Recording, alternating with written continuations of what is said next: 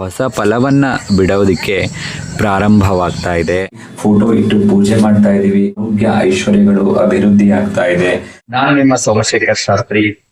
ನಮಸ್ತೆ ತ್ರಯಂಬಕಾಯ ತ್ರಿಪುರಾಂತಕಾಯ ತ್ರಿಕಾಗ್ನಿಕಾಯ ಕಾಲಾಗ್ನಿರುದ್ಧಾಯ ನೀಲಕಂಠಾಯ ಮೃತ್ಯುಂಜಯಾಯ ಸದಾಶಿವಾಯ ಶ್ರೀಮನ್ಮಹಾದೇವಾಯತೆ ನಮೋ ನಮಃ. ಇವತ್ತು ಸೋಮವಾರ, ಏಕಾದಶಿ, ಶುಕ್ಲ ಪಕ್ಷ, ರೇವತಿ ನಕ್ಷತ್ರ, ವಾಣಿಜ್ಯಕರಣ, ಸೋಮವಾಸರ ಮೃಗಶಿರ ನಕ್ಷತ್ರದ ಶುಭ ದಿವಸ. ಇವತ್ತಿನ ಮುಂಜಾನೆಯ ಮಾತನ್ನ ನಾವು ಬಸವಣ್ಣನವರ ವಚನದ ಮೂಲಕ ಪ್ರಾರಂಭ ಮಾಡೋಣ. ಕಳಬೇಡ ಕೊಲಬೇಡ, ಹುಸಿಯ ನುಡಿಯಲು ಬೇಡ, ಅನ್ಯರಿಗೆ ಅಸಹ್ಯ ಪಡಬೇಡ, ತನ್ನ ಬಣ್ಣಿಸಬೇಡ, ಇದಿರ ಅಳಿಯಲು ಬೇಡ. ಇದೇ ಅಂತರಂಗ ಶುದ್ಧಿ, ಇದೇ ಬಹಿರಂಗ ಶುದ್ಧಿ, ಇದೇ ನಮ್ಮ ಕೂಡಲ ಸಂಗಮ ದೇವರ ಒಲಿಸುವ ಪರಿ. ಎಲ್ಲರಿಗೂ ಶುಭ ದಿನ. ಧನ್ಯವಾದ. ಇವತ್ತಿನ ಮುಂಜಾನೆಯ ಪೂಜೆ ಸ್ನೇಹಿತರೆ, ನಮ್ಮ ಮನೆಯಲ್ಲಿರ್ತಕ್ಕಂಥ ಸಕಲ ದೇವಾನು ದೇವತೆಗಳನ್ನ ನಾವು ಪ್ರತಿನಿತ್ಯ ಪೂಜೆ ಮಾಡೋದೇ ಒಂದು ನಮಗೆ ವಿಶೇಷ. ನೋಡಿ ಸ್ನೇಹಿತರೆ, ಮಹಾಗಣಪತಿ, ಪರಮೇಶ್ವರ ದೇವತಾ, ಹಾಗೆ ಸಿದ್ದರಾಮೇಶ್ವರ ನಮ್ಮ ಮನೆ ದೇವರನ್ನ ನಾವು ನೋಡಬಹುದು. ಹಾಗೆ ಮಹಾಲಕ್ಷ್ಮಿ, ಮಹಾಗಣಪತಿ, ಮಹಾಸರಸ್ವತಿ, ತಿರುಪತಿ ಶ್ರೀವಾರಿ ವೆಂಕಟೇಶ್ವರ ಸ್ವಾಮಿ, ಕಾಮಧೇನು ಹಾಗೂ ಆಂಜನೇಯ ಸ್ವಾಮಿಯವರನ್ನ ನಾವು ಪ್ರತಿನಿತ್ಯ ಪೂಜೆ ಮಾಡ್ತೀವಿ. ಹಾಗೆ ಕೆಳಭಾಗಕ್ಕೆ ಸ್ವಲ್ಪ ನಾವು ಕಣ್ಣಾಡಿಸ್ತಾ ಹೋದ್ರೆ, ಇವತ್ತಿನ ಸೋಮವಾರದ ವಿಶೇಷ ಪೂಜೆಗೆ ನಮ್ಮ ಸಿದ್ದರಾಮೇಶ್ವರ ಸ್ವಾಮಿಯವರಿಗೆ ತುಂಬಾ ಪ್ರಿಯವಾದಂತಹ ಹೆಸರು ಕಾಳು ಹಾಗೂ ನೈವೇದ್ಯಕ್ಕಾಗಿ ನಾವು ಇಂದು ಹೆಸರು ಬೇಳೆ ಪಾಯಸವನ್ನ ನಾವು ಮಾಡಿದ್ದೇವೆ. ಹಾಗೂ ಶ್ರೀ ಸತ್ಯನಾರಾಯಣ ಸ್ವಾಮಿಯನ್ನ ನಾವು ಪ್ರತಿನಿತ್ಯ ನಮ್ಮ ಮನೆಯಲ್ಲಿ ಫೋಟೋ ಇಟ್ಟು ಪೂಜೆ ಮಾಡ್ತಾ ಇದ್ದೀವಿ. ಅವತ್ತಿನಿಂದ ಇವತ್ತಿನವರೆಗೂ ಕೂಡ ಆರೋಗ್ಯ ಐಶ್ವರ್ಯಗಳು ಅಭಿವೃದ್ಧಿ ಆಗ್ತಾ ಇದೆ.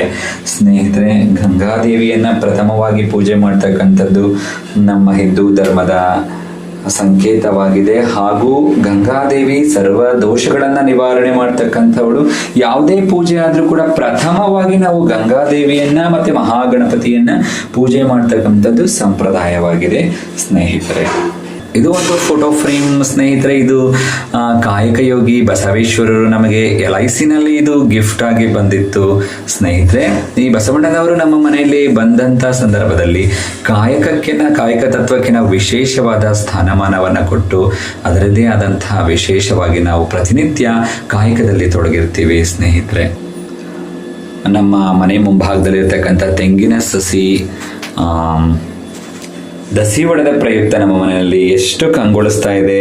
ದೇವರ ಮನೆಯನ್ನು ನೋಡೋದೇ ಒಂದು ಖುಷಿ ಆಗ್ತಾ ಇದೆ. ನಿಜಕ್ಕೂ ಕೂಡ ಈ ದಿನ ತುಂಬಾ ಶುಭ ದಿನವಾಗಿದೆ.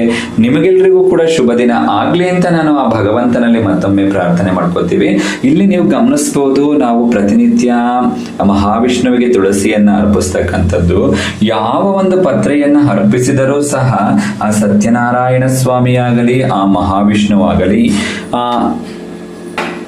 ವರವನ್ನ ಕೊಡಬೇಕಾದಂತ ಸಂದರ್ಭದಲ್ಲಿ ಯೋಚನೆ ಮಾಡ್ತಾರಂತೆ. ಹಾಗೆ ತುಳಸಿಯನ್ನ ಅರ್ಪಿಸಿದಾಗ ಮಾತ್ರ ಆ ಮಹಾವಿಷ್ಣು ಸಂತೃಪ್ತಿ ಆಗ್ತಾರೆ ಅನ್ನೋದು ನಮ್ಮ ಸನಾತನ ಧರ್ಮದ ವಾಡಿಕೆ ಸ್ನೇಹಿತರೆ. ಹಾಗೆ ಪ್ರತಿನಿತ್ಯನೂ ಕೂಡ ನಮ್ಮ ಮನೆಯಲ್ಲಿ ತುಳಸಿ ಇಲ್ಲದೆ ಪೂಜೆ ಮಾಡೋದೇ ಇಲ್ಲ. ಯಾವಾಗಲೂ ಕೂಡ ತುಳಸಿಯನ್ನ ಹಾಕಿ ನಾವು ಪೂಜೆಯನ್ನ ಮಾಡ್ತೀವಿ. ಇವತ್ತು ಈ ಹಳದಿ ಬಣ್ಣದ ಹೂಗಳು ತುಂಬಾ ಶೋಭಾಯಮಾನವಾಗಿ ಕಾಣಿಸ್ತಾ ಇದೆ ಸ್ನೇಹಿತರೆ.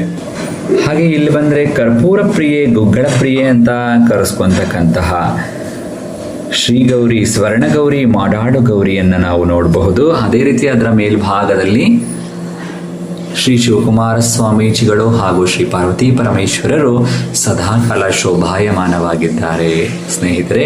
ಶುಭ ದಿನ. ಧನ್ಯವಾದಗಳು ಸ್ನೇಹಿತರೆ. ಇವತ್ತು ನಮಗೆ ತುಂಬ ಆನಂದದಾಯಕವಾಗಿರ್ತಕ್ಕಂಥ ಒಂದು ಶುಭ ದಿನ ಅಂತ ಹೇಳ್ಬೋದು. ನಾವು ಈ ತೆಂಗಿನ ಸಸಿಯನ್ನು ಇಟ್ಟು ಕೇವಲ 3 ವರ್ಷಗಳಾಗಿದೆ ಸ್ನೇಹಿತರೆ. ಇವತ್ತು ಆ ಮಹಾಲಕ್ಷ್ಮಿ ಸ್ವರೂಪಿಣಿಯಾಗಿ ಆ ಒಂದು ತೆಂಗಿನ ಮರ, ನಮ್ಮ ಕಡೆ ಎಲ್ಲ ದಸಿ ಅಂತ ಕರಿತೀವಿ, ಹೊಸ ಫಲವನ್ನು ಬಿಡೋದಕ್ಕೆ ಪ್ರಾರಂಭವಾಗ್ತಾ ಇದೆ.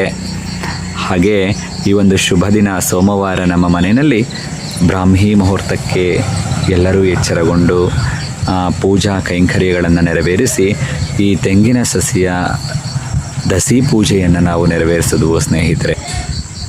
ಅದರಲ್ಲೂ ವಿಶೇಷವಾಗಿ ಈ ತೆಂಗಿನ ಸಸಿ ಈಶಾನ್ಯ ಮೂಲೆಯಲ್ಲಿ ದಸಿ ಹೊಡೆದಿರ್ತಕ್ಕಂಥದ್ದು ನಮಗೆ ತುಂಬ ಖುಷಿಯನ್ನು ತಂದಿದೆ. ವೃಕ್ಷವನ್ನು ನಾವು ಆ ಮಹಾಲಕ್ಷ್ಮಿಗೆ ಹೋಲಿಸಿ ವಿಶೇಷವಾದ ಪೂಜೆಗಳನ್ನು ಮಾಡಿ ಅದರಿಂದ ಫಲಗಳನ್ನು ಪಡ್ಕೊತಕ್ಕಂಥದ್ದು ನಮ್ಮ ಹಿಂದೂ ಸನಾತನ ಧರ್ಮದ ಪ್ರಮುಖವಾದಂಥ ಒಂದು ಆಚರಣೆಯಾಗಿದೆ. ಅದಕ್ಕೆ ನಾವು ವೃಕ್ಷಕ್ಕೆ ಹೇಳ್ತೀವಿ, ಮೂಲತೋ ಬ್ರಹ್ಮರೂಪಾಯ ಮಧ್ಯತೋ ವಿಷ್ಣುರೂಪವೇ ಅಗ್ರತೋ ಶಿವರೂಪಾಯ ವೃಕ್ಷ ರಾಜಾಯತೆ ನಮೋ ನಮಃ ಅಂತ ನಾವು ಹೇಳ್ತೀವಿ ಸ್ನೇಹಿತರೆ. ಮಾರಮ್ಮ ದೇವಿಯ ಕೃಪಾ ಕಟಾಕ್ಷದಿಂದ ಈ ಒಂದು ನಮ್ಮ ಮನೆಯ ಗೃಹದಲ್ಲಿ ಸದಾಕಾಲ ಶುಭ ಕಾರ್ಯಗಳು ನಡೀತಾ ಇದೆ ಅಂತ ಹೇಳ್ಬೋದು ಸ್ನೇಹಿತರೆ.